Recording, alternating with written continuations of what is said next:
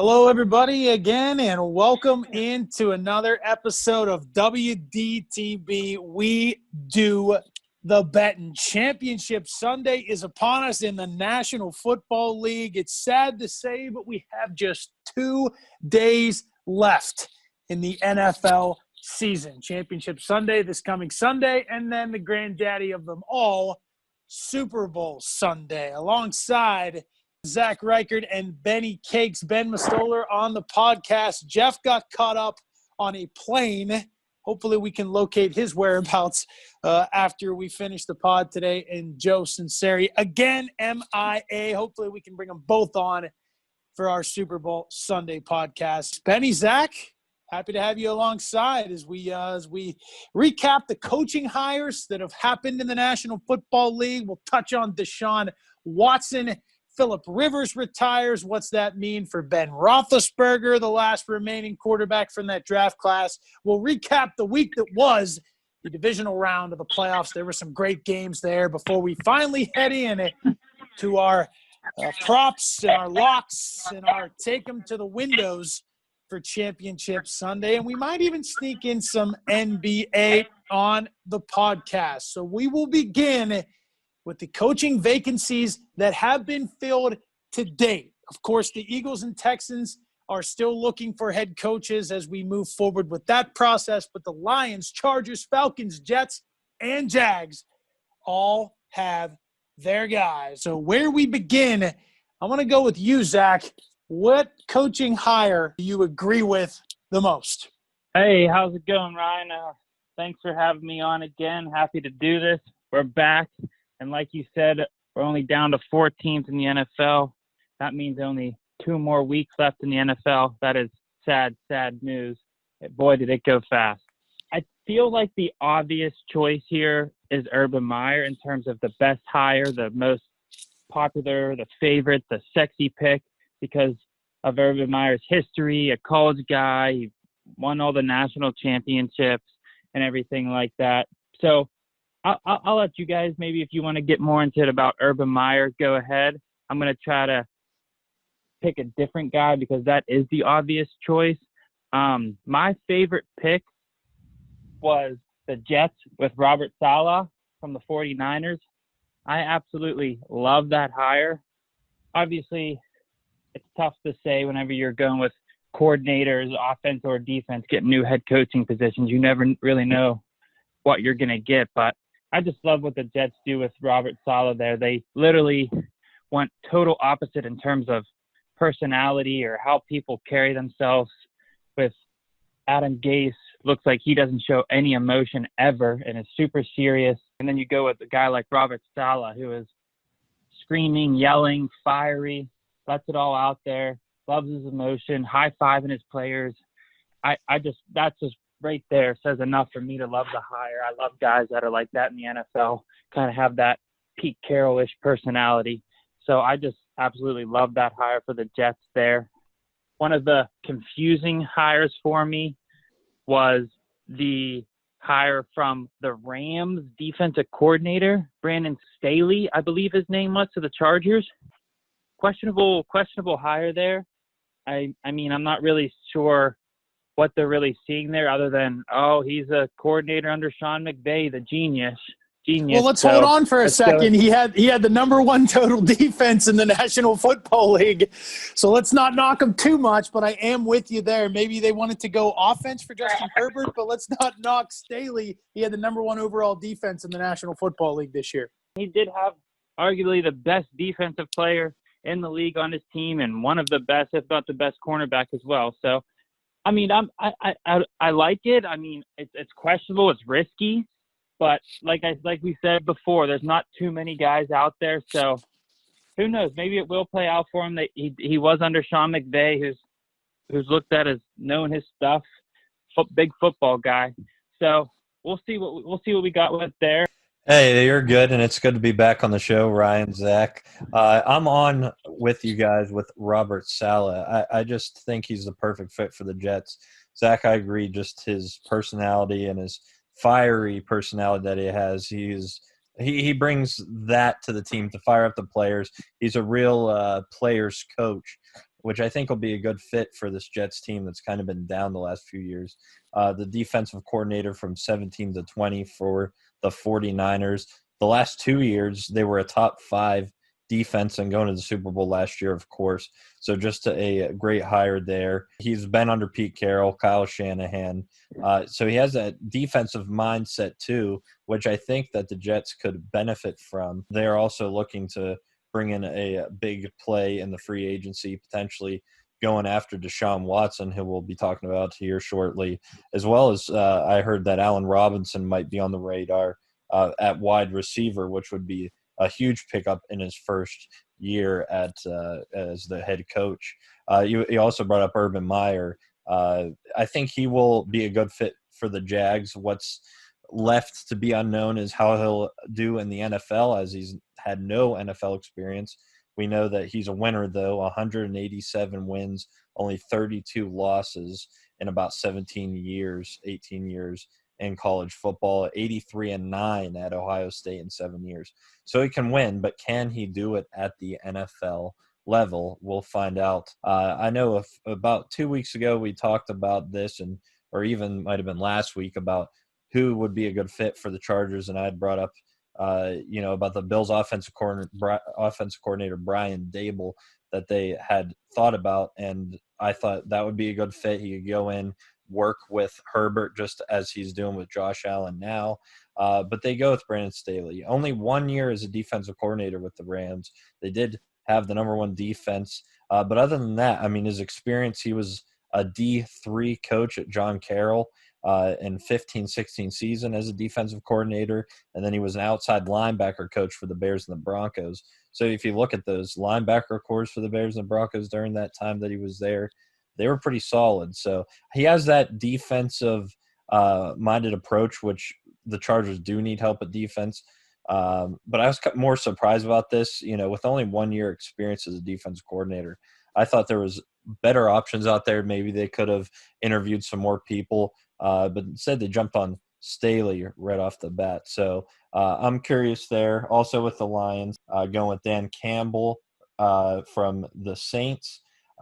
Again, he was an assistant coach with the Saints from 16 to 2020, making the playoffs those years. So he's a good fit there, but he's taken over a pretty rough team. So I don't know how that will look.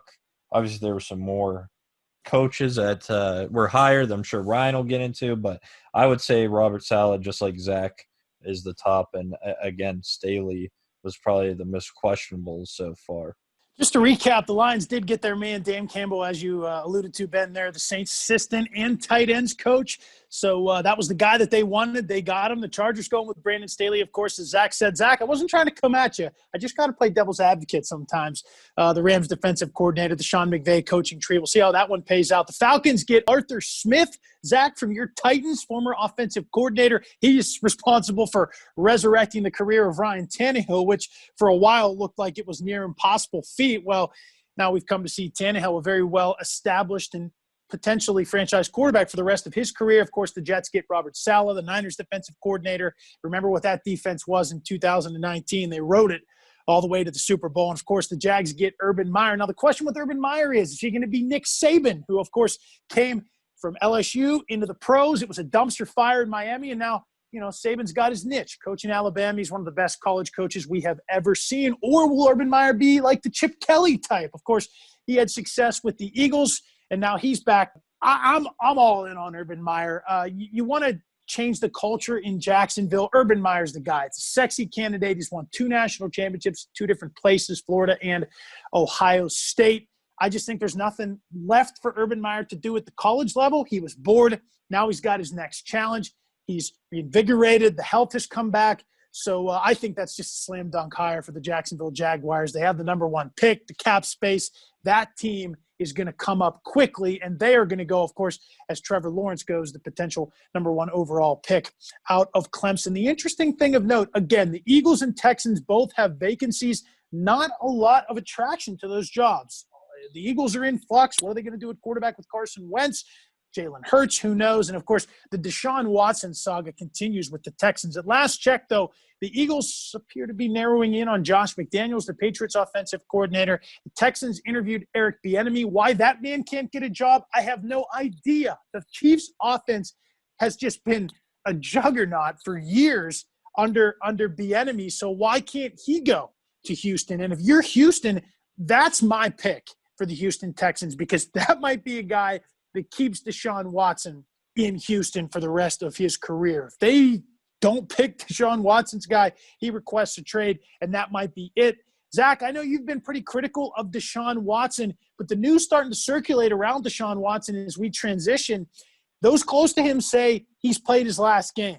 But the interesting thing of note, nothing concrete from Watson, no formal meeting with the team yet, no formal trade request. The interesting thing that we have to touch on is the Texans did not need to tell Deshaun, hey, we want to include you in the general manager decision. But they did.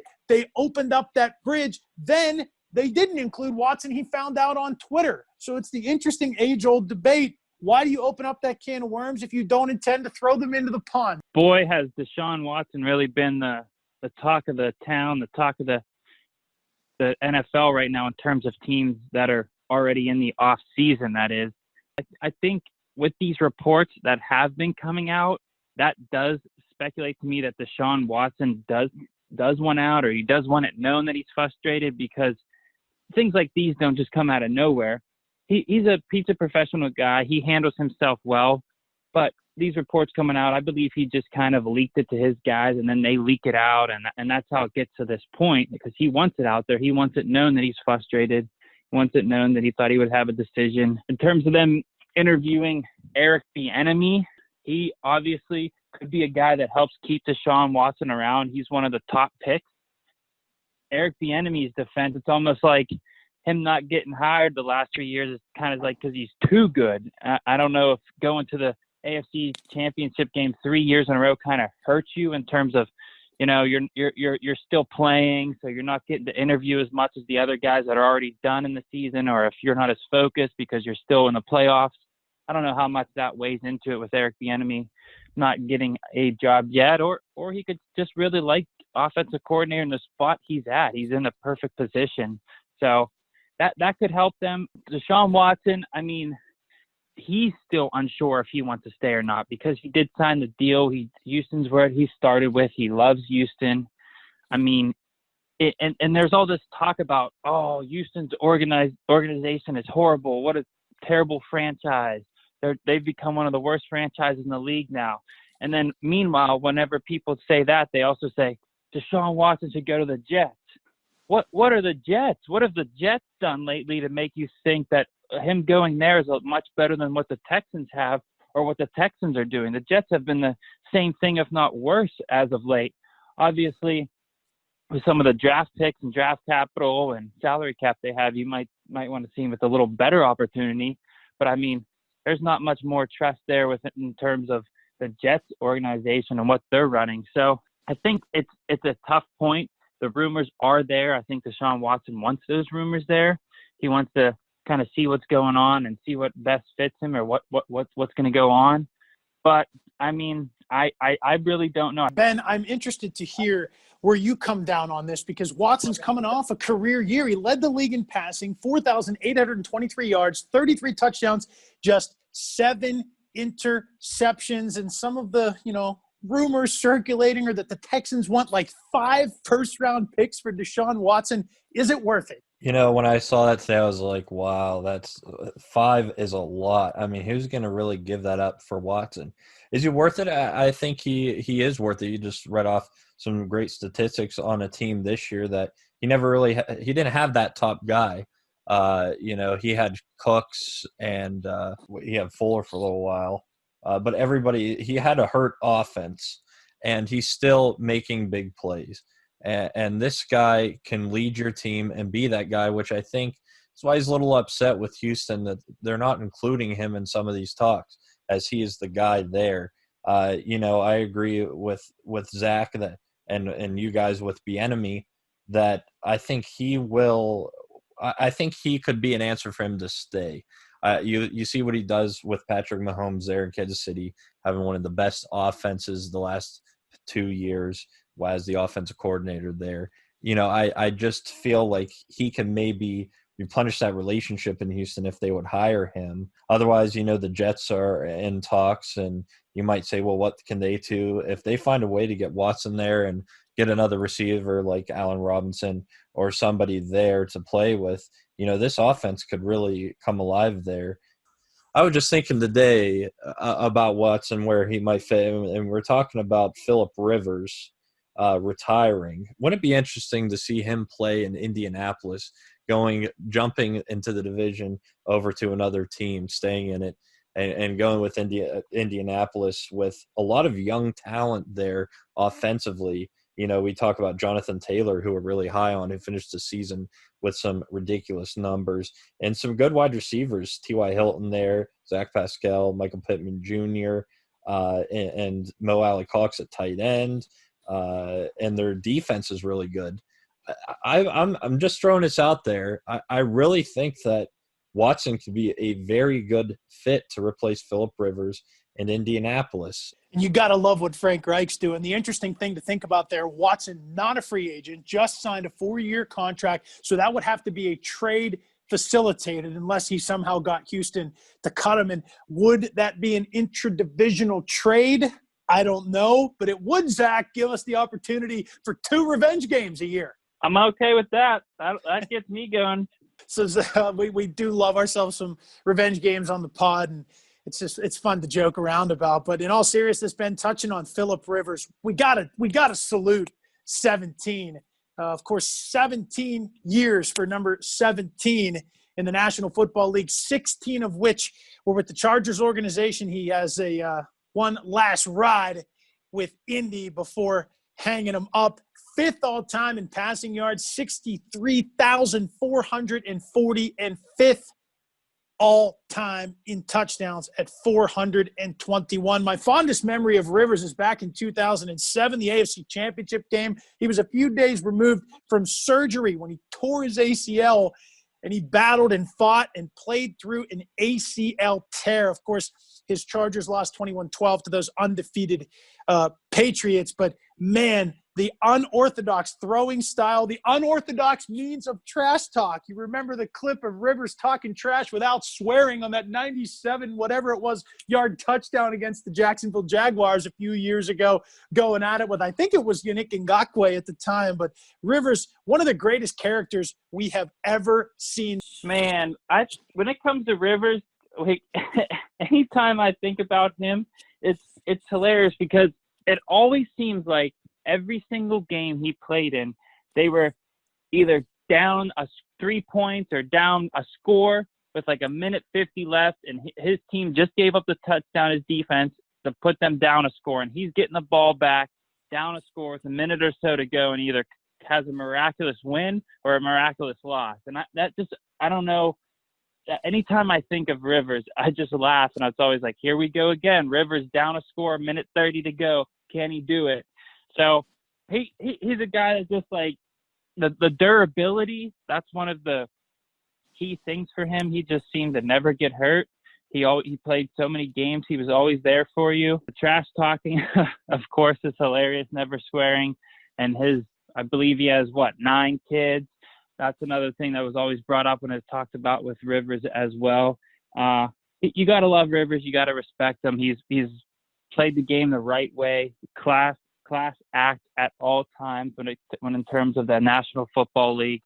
So I do salute Rivers. The Hall of Fame or not Hall of Fame, that'll be a talk for another day. But now's the time just to salute Rivers and appreciate how he went out and what he did in the NFL. So I tip my cap to you, Phil, and enjoy it, bud. That was exactly what Jeff said, talking to Jeff before we couldn't get him on today. Obviously caught up thanks to our, plane situation. Jeff traveling the country, flights delayed.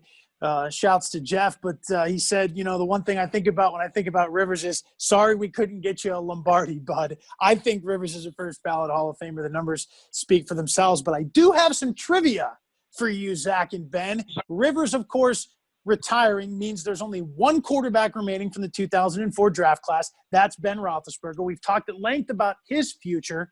And the interesting thing to note about Ben Roethlisberger is of all quarterbacks next season, not Mahomes, not Rodgers, not Allen, not any other Watson, Jackson, Big Ben will incur the highest hit against the cap next year of any quarterback. But that's not even my trivia question. My trivia question is in the 2004 draft class, there are only 3 players still active with, of course, Eli Manning was a notable retiree a few years ago, and now Phillip Rivers. The 2004 draft class, there's only 3 players active from that draft class. Can anybody name them? Of course, Ben Roethlisberger is one. I already said that. There are 2 now remaining. I got one, but I do not know the other. So Chime in. Larry Fitzgerald. Ooh, ding, ding, ding, ding, ding, ding. Larry Fitz is a hit. Wide receiver, has played his whole career with the Cardinals. Zach, well done. And a grad of Pitt. Pitt is it. Go ahead, Ben, if you got a shot at it. I do not know the other one. Also a Pitt grad, but there's no chance either one of you pick this up. Oh my! Wow, that makes it more interesting. But I was gonna say Fitzgerald for sure, and Ben of course, but I don't even. You said we won't even pick this up. No chance. I'm not even taking. okay. The impossible question. That's what makes trivia fun. Punter Andy Lee. Wow, that's insane. So Andy Lee, Ben Roethlisberger, and Larry Fitzgerald, the only remaining active players in the National Football League from the 2004 draft class. And, of course, maybe the greatest Rivers moment would be the first moment of Rivers, that draft day trade in 2004. Eli Manning drafted by the Chargers. They say, well, Eli's not going to play for us. So they do the draft day swap between Rivers and Manning. Of course, those two always linked to that draft day trade. With that being said, we're going to head into divisional game recaps from what was just a crazy, crazy weekend in the National Football League as the teams remaining were dwindled down to 4 last week. We're going to begin with the convincing win on the frozen tundra at Lambeau Field. 32-18 Packers. Whew, big win over the shorthanded Rams by injury. Ben, the Packers offense shined, especially the running game, which they hadn't shown in recent weeks. What stood out to you most from this big-time performance at home? I was shocked that they were able to put up 32 points against this Rams team, and especially coming off that bye. You know, we talked about the Chiefs maybe starting off slow last week. We said because of that bye and how a bye might affect how you start.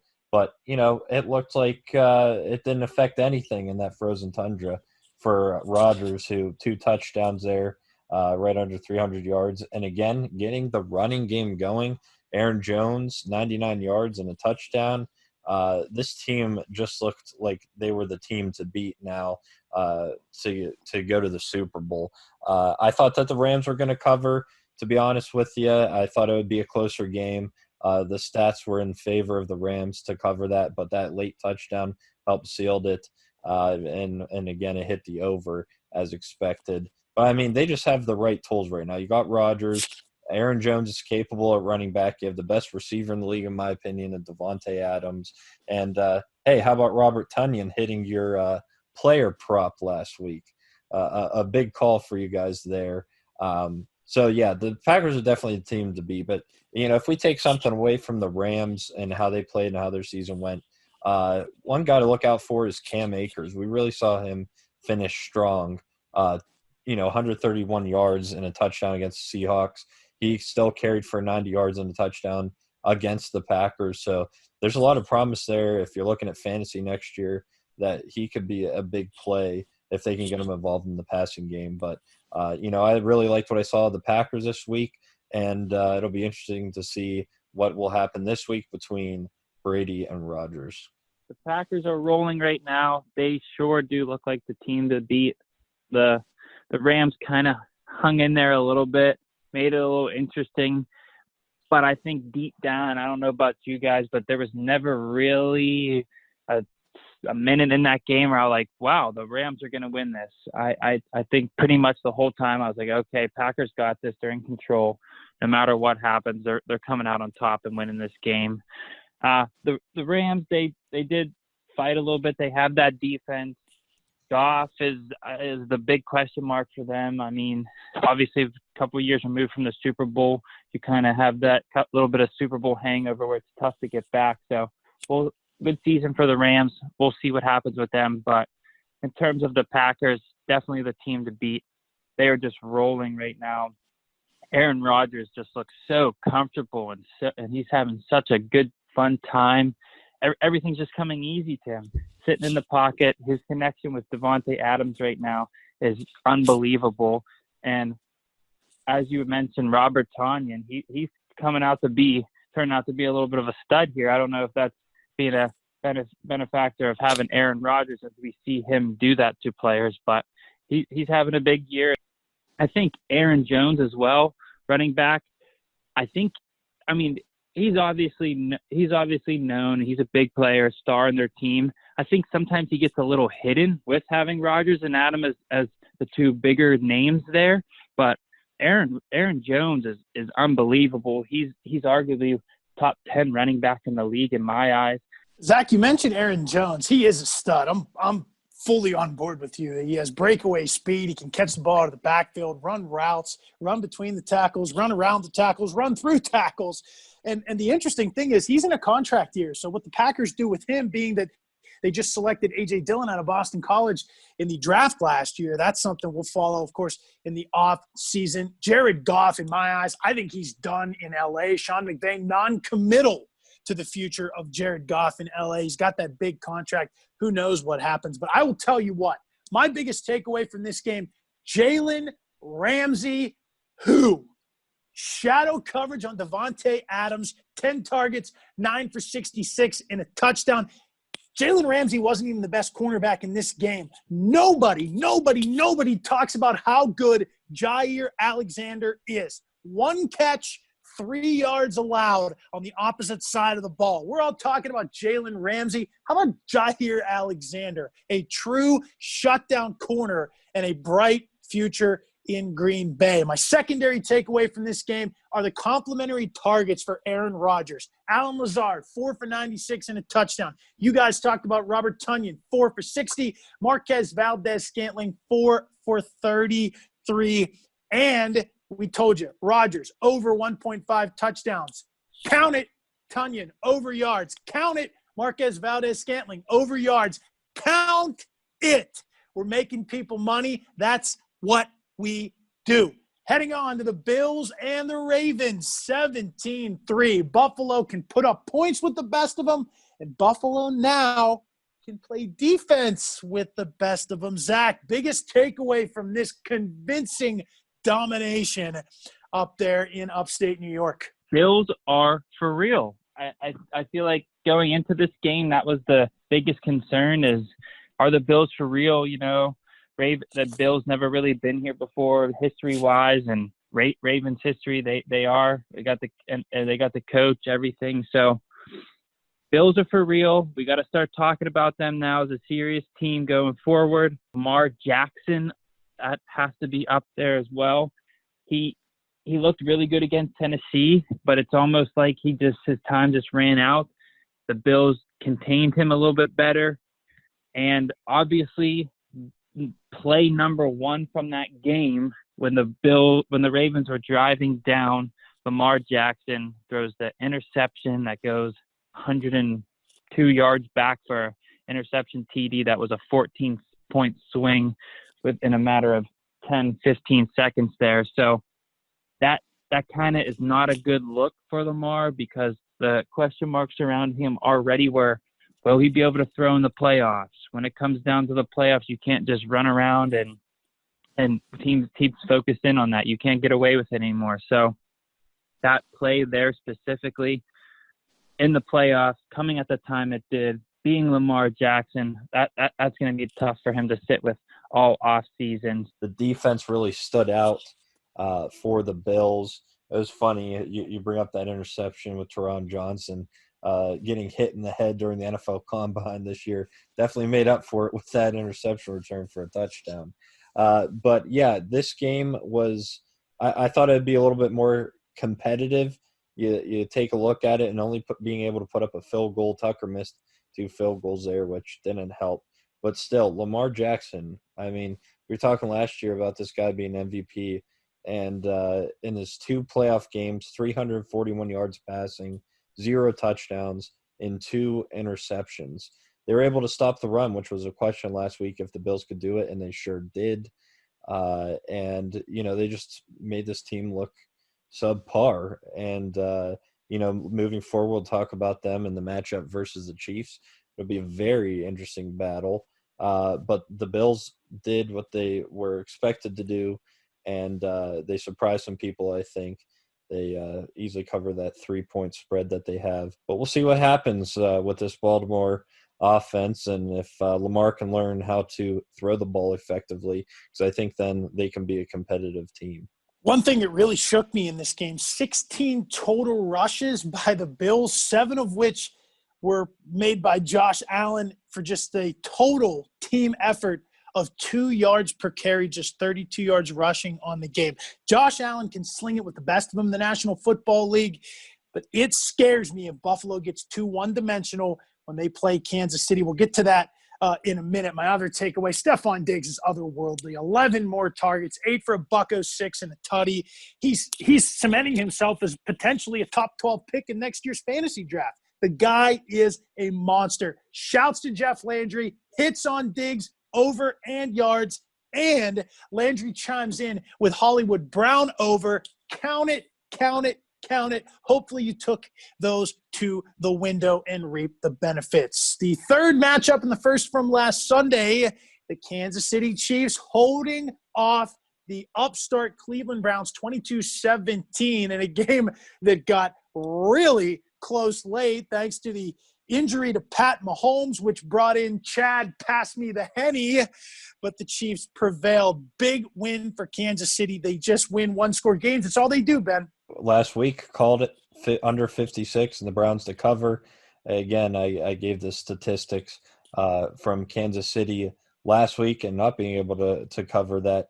They had only beaten 6 teams this year by 10 or more points. So Cleveland made it competitive, and you can make an argument about that potential touchdown.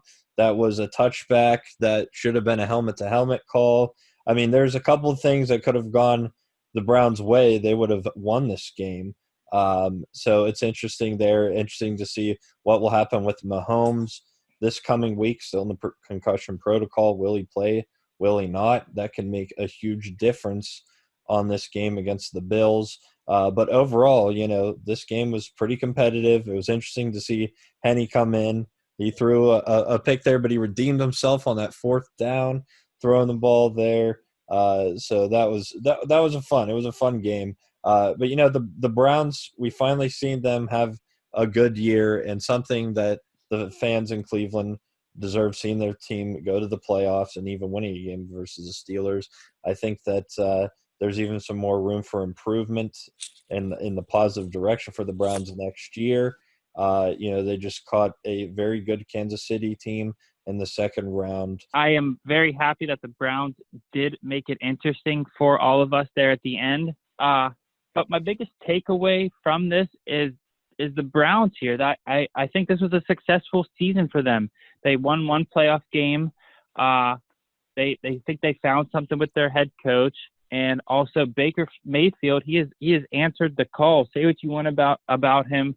There's been some question marks if he's it or not, but he did it. He took the Browns to the playoffs, first time in how long? Winning a playoff game, first time in how long? So hats off to the Browns. They will be back. They are definitely a team that can compete now.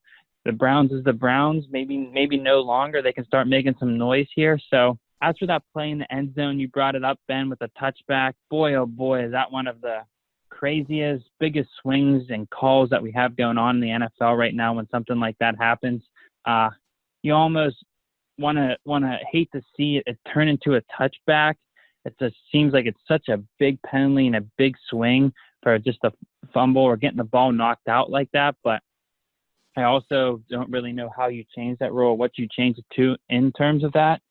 And also the helmet to helmet, that's just another thing too with that play right there. It's just the NFL has replay and they want to get every call right and do all these things. But when it comes to helmet calls like that, that's just not even looked at or talked about. If the guy would have went limp, if the guy would have went numb in the middle of the field when that happened, that would have been a no-brainer helmet to helmet flag. But just because it was bang bang diving for the end zone like that, it doesn't get called, Or if that would have been a QB diving like that, that's an automatic penalty. So that was a tough call that went the Browns' way. Also, one little knock here and one little tip here. I want to say to Andy Reid, cap off and congrats to him for being Andy Reid. He went for it on fourth down. We know him to be a risk taker, to be it. He's one of the few guys in the NFL, I think, that does go for it there. He trusted Henny. He went for it. He said, let's take it home right now. And they got the job done. KC moving on. 3rd and 14. Chad passed me. The Henny goes head first. 4th and short.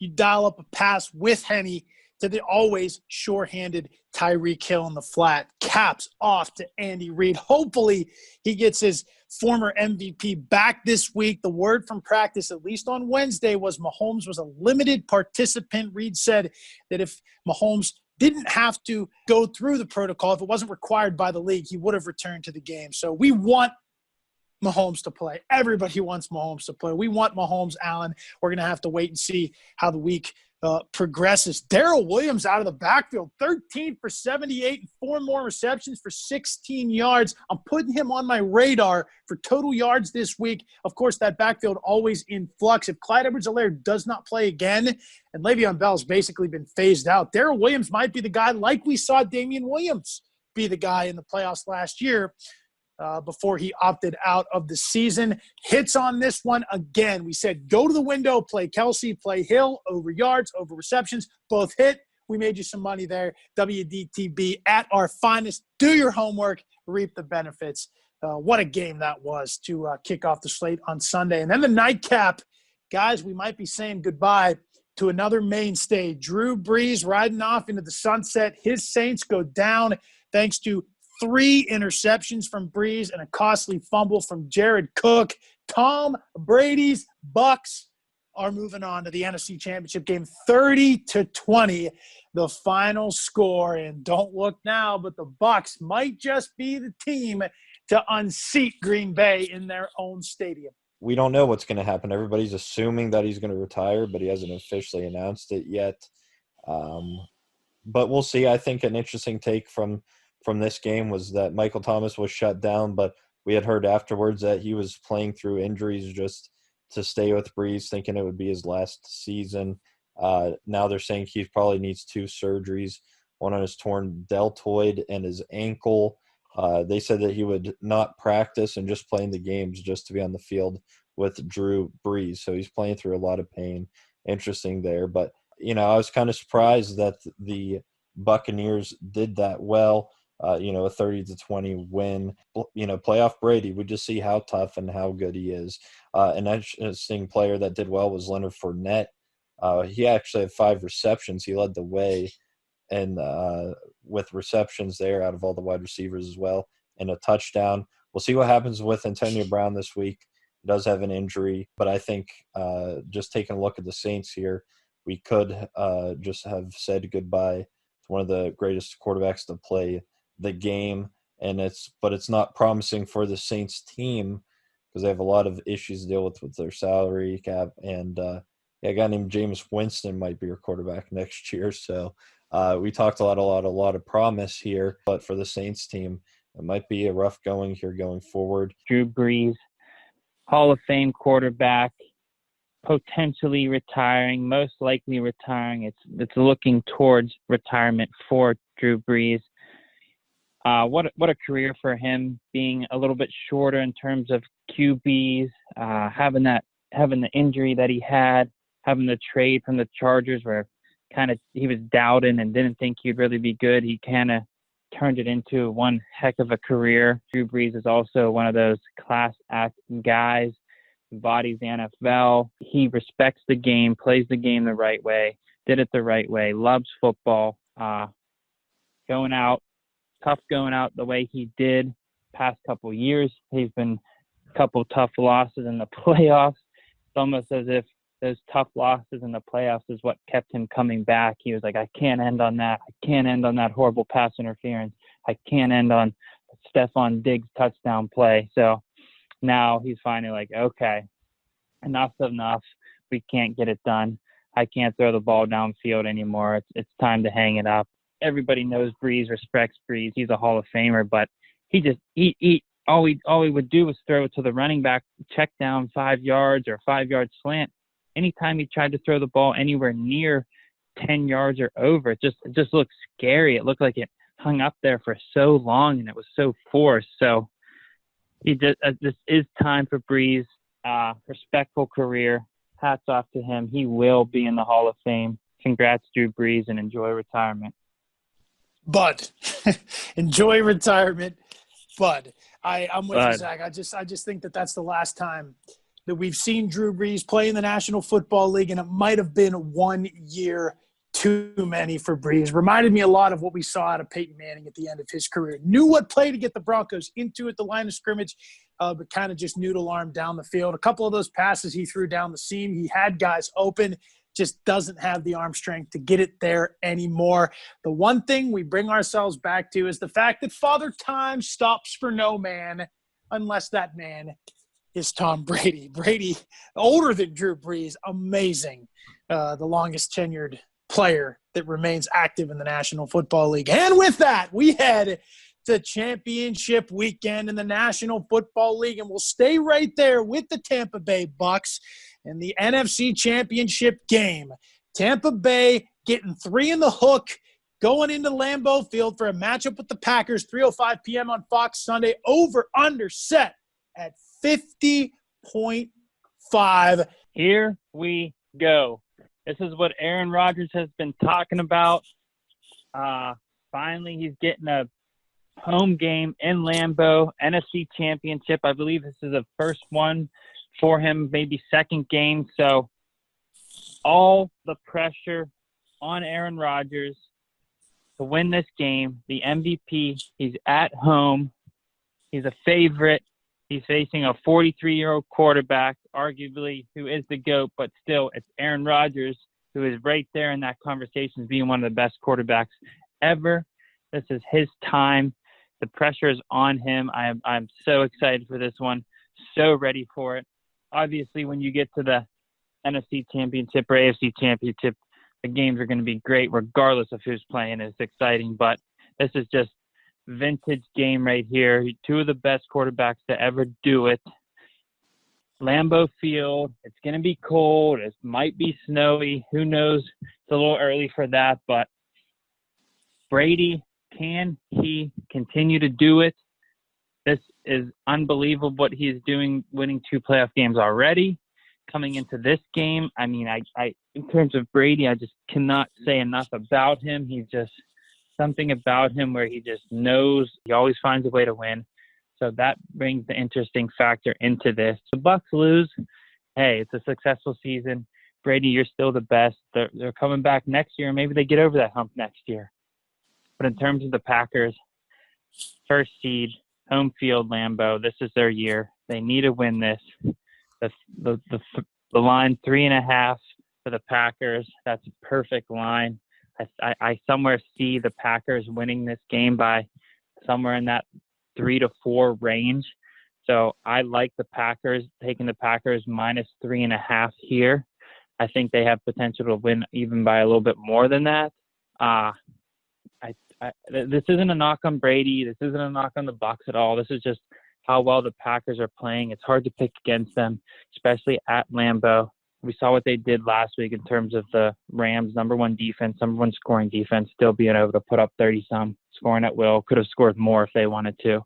I see it somewhere being in that 30, 25 range, 30, 27 range, something like that. So give me the Packers, the cover, and the over. You talk about two of the greatest quarterbacks in the game. Rodgers trying to get there to the Super Bowl Brady has already got the nod there. But these teams did play early on in the season, and the Bucs blew out the Packers 38-10, a 28-point victory for the Buccaneers. That was when Aaron Rodgers threw 2 interceptions and no touchdowns. It's tough to say. I'm going to take the Bucs plus 3.5. I think it's going to be a very close game. Again, I feel like the Packers should win this one. They have the potential to win by a bigger margin, but these two teams did face off, and the Bucs got their number. So I'm going to play a little safe, say that the Bucs are going to cover that 3.5. Maybe the Packers win by a field goal. But I'm playing the over. Both teams can put up points. They've been hitting that 50-plus mark against their opponents here. So I think against each other, it'll be a higher scoring game just in that mark that you said, Zach. A player prop for you, Ryan. Over 23.5 receiving yards for Aaron Jones. He had 26 last time these teams played. He's very capable at doing that. I like the over of the 23.5 for the receiving yards. And there also, I saw one here that I like for Aaron Jones is the rushing and receiving yards combined, 87.5. I like the over for that. I think that we see him run last week 90-some yards. So he could probably just do that on the ground if he has another week like last week. An underplay that I would play this week is Mike Evans under 63.5. Only has he done that 7 times this year out of 18 games played, gone over 63.5 yards. He only had 1 catch for 10 yards last time they played the Packers. So I like the under in yards for Mike Evans. It's interesting you bring up Evans, Ben, because he's probably going to see a lot of my man Jair Alexander. And you know how Brady likes to play matchups and spread the love around and not really challenge guys. So it'll be interesting to see how that plays out. We're all on the over, Jeff Landry included. Jeff, of course, going with his man Brady with the points in the over. I'm with him on the over, but I'm going Packers. I'm going to ride the wave. Green Bay really stuck it to me last week, albeit against an inferior opponent in the Rams. I think Green Bay is going to cover this one. I think it's going to be one of those ones that just sneaks the over, and Green Bay wins by 4 points, something like, maybe 30-25, something along those lines.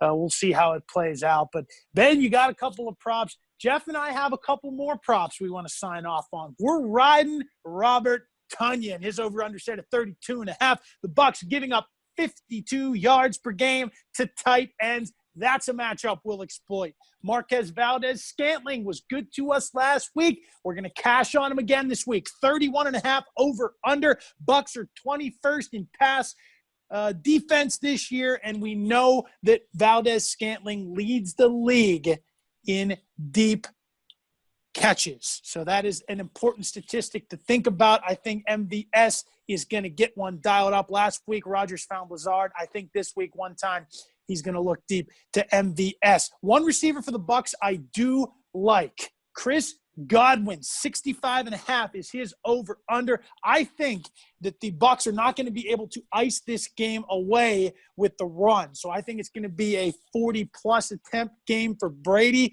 His over-under and Rodgers' over-under set too high for Jeff and I, but we do like Godwin over 65.5. And I'll tell you why.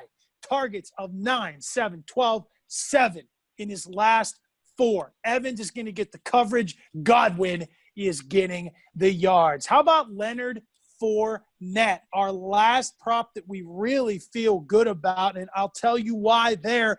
Fournette out-touched Ron Jones 22-13. Jones never utilized in the passing game, but those 4 receptions for Fournette speak to me. Right now, his rush prop is 42.5. His receiver prop plus those rush yards. So rushing and receiving has not been released yet. I'm going to bet it's somewhere in the 60 range. I don't care where it is. I think Fournette's going to lead the backfield in snaps. I like Fournette to go over his rush plus receiver prop. So those are the 4 we like. Tonyan, MVS, Godwin, Fournette, and I am going with Green Bay to cover and the over as we go to the second game from Championship Sunday in the AFC. Bills catching 3. Right now we're going to assume Patrick Mahomes is playing at the Chiefs. 6:40 p.m. kickoff on CBS. Over under 53 and the hook. Like the Bills this week to cover the +3.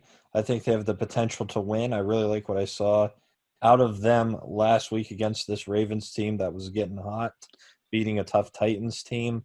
I think that even with Mahomes, the Bills have a chance to win the game. So the +3 I like. But, last week I'm like Bills-Ravens are going to be over. I'm going with the under this week. These two teams played earlier in the season. The Chiefs won 26-17. And, I'm thinking that it's going to be a lower-scoring game. Again, Chiefs having trouble beating that spread. I know it's only 3 this time around, but still, I love this matchup between Allen and hopefully we see Mahomes, and we'll see what they can do. That last time out that they played, the Chiefs were led by Hilaire, who had 161 rushing yards.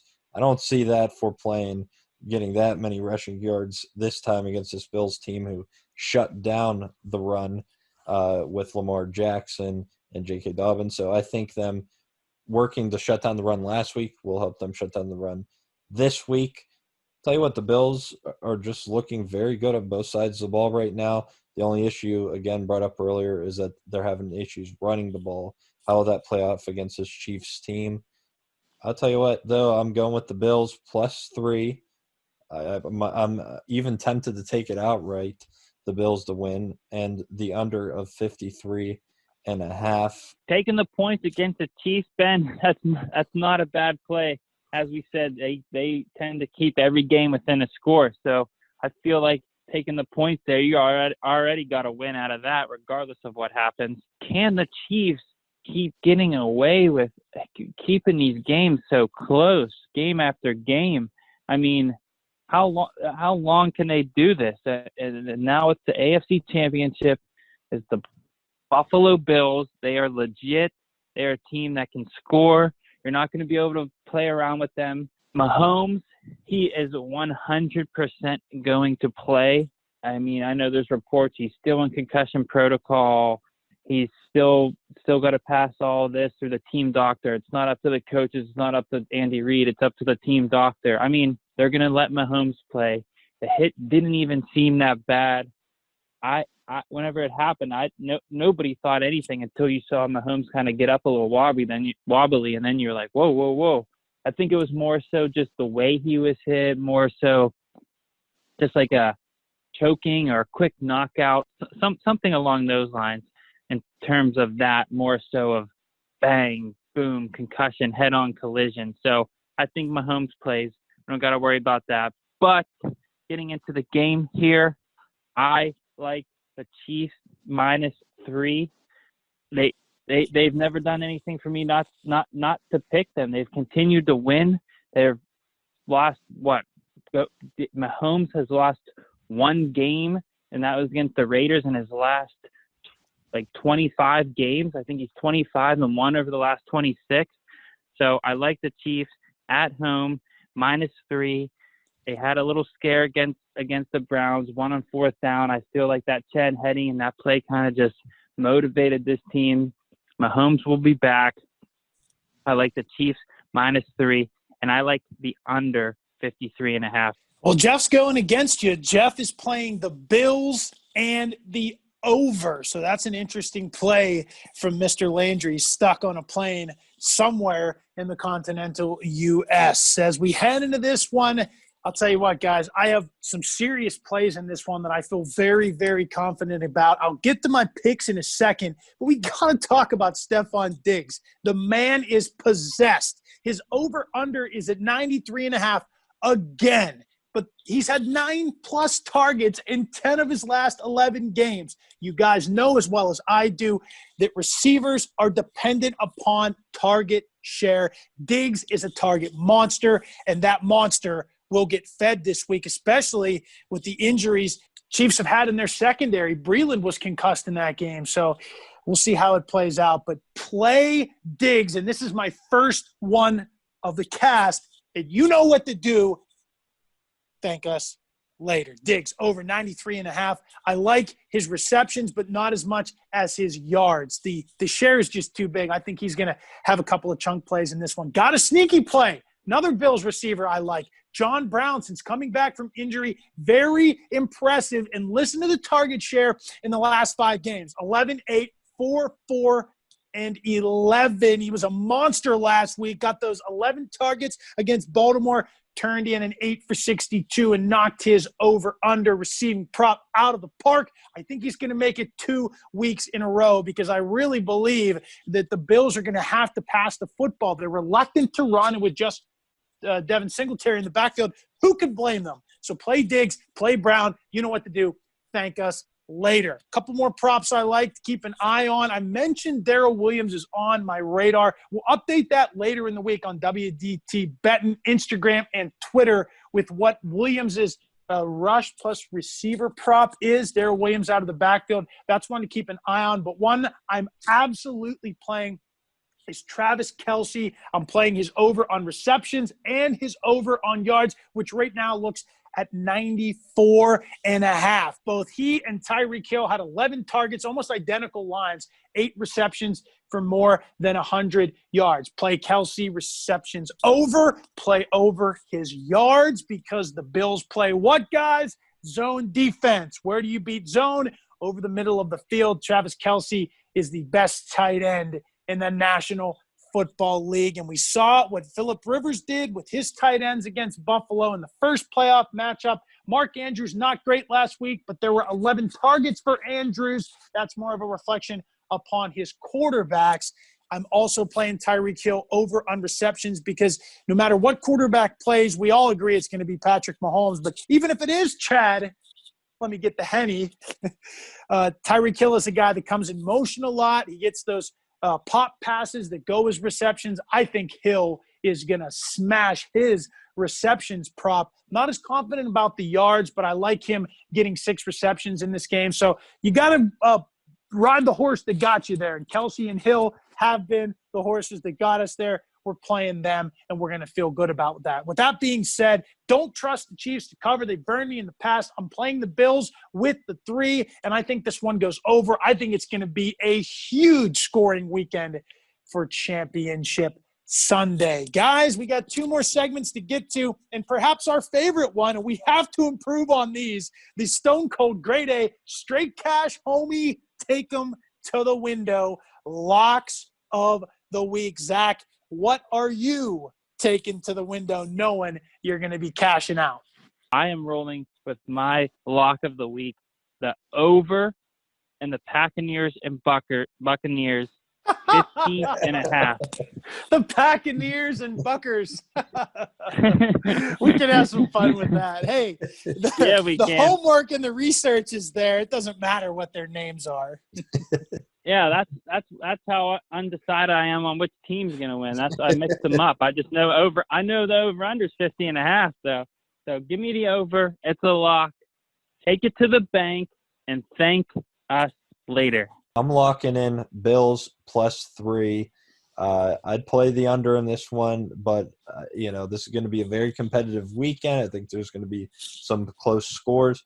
I'm more comfortable taking the Bills +3. Hey, my lock of the week last week was Rodgers at 1.5 touchdown passes before the line changed. So I hit on that one, but it was sleazy. I don't feel that good about it. But, hey, a win's a win. We'll take them, and we'll move forward. My straight cash, whatever you want to call it, taking it to the window is a prop. Big shocker. I'm rolling with Big Bobby, as the MVP Rodgers likes to call him. Robert Tonyan, his over-under 32.5. The Stanko curse is something to factor in here. Had Tonyan on my fantasy team. He's no longer on my fantasy team, so he's going to blow up this week. I just think that's a matchup Rodgers is going to exploit. He's going to get the ball out of his hands. I'm going over because you can gash the Buccaneers in the middle of the field. Sean Murphy-Bunting is a guy that Rodgers is not going to challenge. I think he's going to make his money with Tonyan and Marquez Valdez-Scantling. I feel the best about Tonyan. I know he's going to get that 4 to 6 target window is where he's going to fall in. So play Robert Tonyan over. You know what to do. Thank me and us later at WDT Betting on Insta and Twitter. We switch gears from the National Football League, and we're going to bring it home with the NBA. One of the craziest trades potentially in the history of the NBA went down last week. Ben, we'd be remiss if we didn't touch on the departure of James Harden from Houston. For a while, we saw how unhappy James Harden was with the Houston Rockets. We're seeing that that's the other way around, that Harden was the issue the whole time. Guys like Russell Westbrook coming in and then leaving, just not getting a good relationship with, a guy that he does have a really good relationship with, and that is Kevin Durant, who's tearing up with the Nets.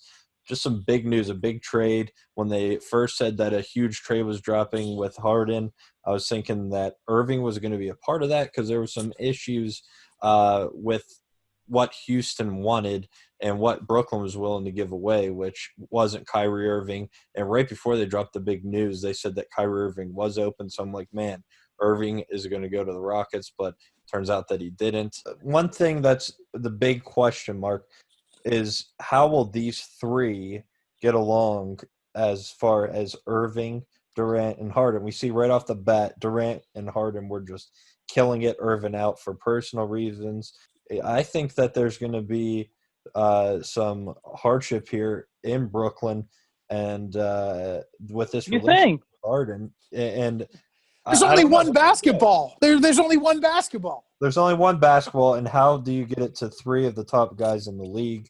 It's just they're not all – you would think they'd be all a good fit, but they all want the ball and they all need the ball. We take a look at the big three when you had Wade, LeBron, and Bosh together in Miami. They just fit good together. You didn't need to have to go off one night. If Wade could get the ball to LeBron, hey, LeBron, you're going off tonight. There's going to be a lot of news, and I wouldn't be surprised if Irving would be looked into some trades before the trade deadline after all of this craziness going on.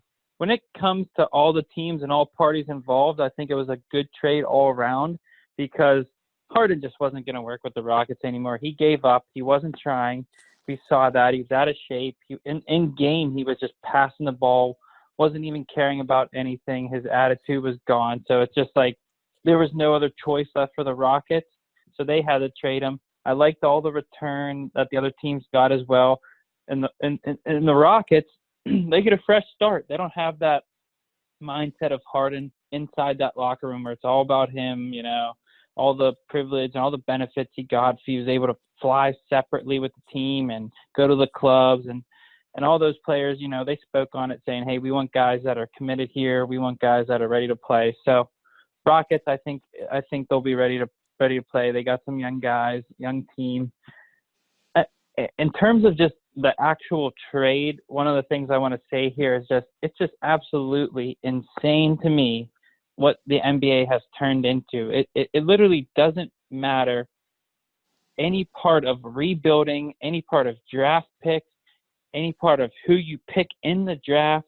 None of that really even matters in terms of teams that can just, like the Nets, they just traded all their picks. They traded all their picks years ago in the Celtics deal, and we thought, oh, that's going to kill them for years. But here they are, second odds to win the title behind the Lakers when they just traded all their picks once again because it doesn't matter. In the NBA, it's just all about getting at least 2 or even 3-star guys on a team, and that's all you need to win. And that's what teams look to do right now. Nobody's staying on team, rebuilding, fighting it out, trying to win a title a tough way like we saw Dirk Nowitzki do. And in terms of James Harden, it's just unbelievable to me how he pouts and frustrated and how he's able to do that and get away with it. And I don't know how sports were 10, 20, 30 years ago, but I don't know if that's what players did when they were in a difficult situation where they just said, nope, I'm not trying anymore. Trade me somewhere else or I'm not playing. I mean, James Harden, they gave him Chris Paul. They gave him Russell Westbrook.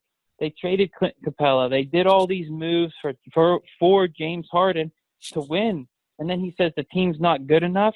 What more does he want? They did what you asked.